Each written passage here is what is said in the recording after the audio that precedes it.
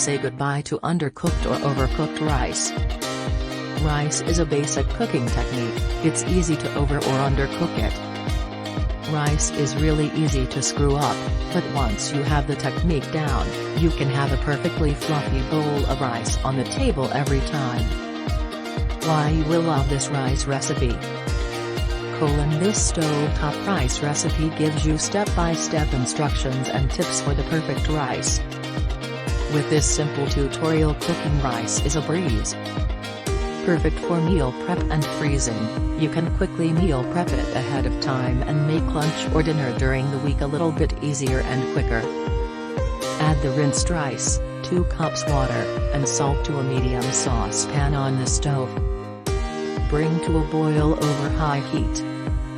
Once the water is boiling, stir the rice once, reduce heat to low, cover with a lid and simmer rice, without uncovering the pot, for about 18 to 20 minutes. Remove pan from heat and let rice rest covered for about 5 to 10 minutes to firm up. Remove lid and fluff rice with a fork. Serve immediately or chill to store for later. What is the rice to water ratio? Generally, to cook rice, use a 1 to 2 rice to water ratio. For every cup of rice, use 2 cups of water.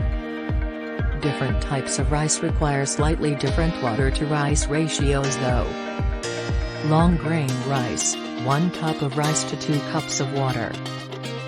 1 cup of rice to 2 cups of water. Brown rice, 1 cup of rice to 2.5 cups of water.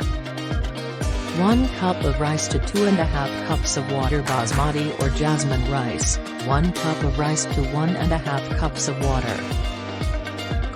1 cup of rice to 1.5 cups of water. Sushi rice, 1 cup of rice to 1 1/4 cup of water. 1 cup of rice to 1 1/4 cup of water. Wild rice, 1 cup of rice to 3 cups of water.